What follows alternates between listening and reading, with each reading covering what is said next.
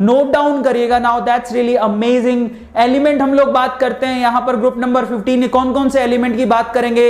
Nitrogen, phosphorus, arsenic, antimony और bismuth. सबसे पहले अपन लोग चेक करने वाले हैं इनका नेचर। तो सब लोग लिखिए, सबको पता है कि नाइट्रोजन क्या होता है? नॉन मेटल, पहले ही बता चुका हूं। मजे की बात देखिए, फास्फोरस भी नॉन मेटल है, लेकिन अगर आप जैसे नीचे जाओगे, arsenic, antimony, these are metalloids. Note down करो, यहां पर देखो नाइट्रोजन नॉन मेटल, लिखते जाओ।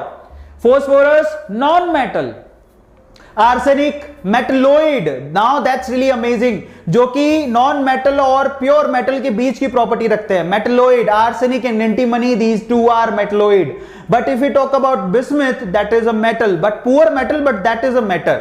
सो यहां पर ध्यान रखना है कि ये तो होते हैं नॉन मेटल, ये भी है नॉन मेटल। दो नॉन मेटल, दो मेटलोइड और एक मेटल होता है, जिसमें से हम लोग बिस्मिथ को क्या बोल रहे हैं? पुअर मेटल है। लेकिन हम लोगों को सिर्फ नेचर चेक नहीं कर रहा, हम लोगों को यह भी देखना है कि उनका ओवरऑल स्टेट कैसा होता है। तो अगर आप बोलो कि नाइट्रोजन क्या है, तो ऑब्वियसली नाइट्रोजन N2 की फॉर्म में होती है और एक गैस होती है।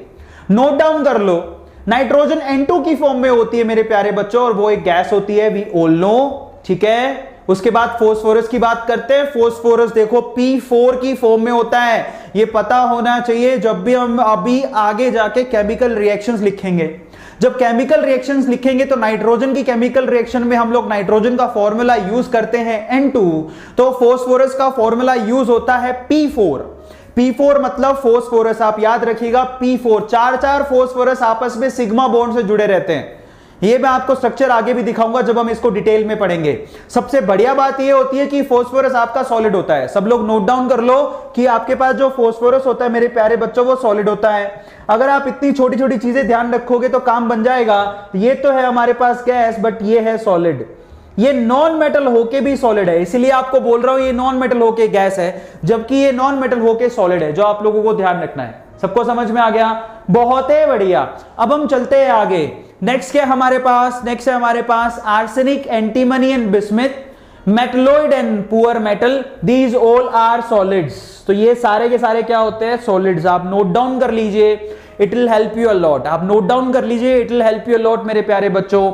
सो ओवरऑल ये है गैस, ये है सॉलिड, और इनके फॉर्मूले में आप सीधे आर्सेनिक, एंटीमनी एंड बिस्मिथ लिखोगे, that is also solid. So overall ये है हमारे पास सिनेरियो किसका? प्रॉपर्टीज ऑफ ग्रुप नंबर 15 में हम लोगों ने क्या चेक किया? इनकी नेचर।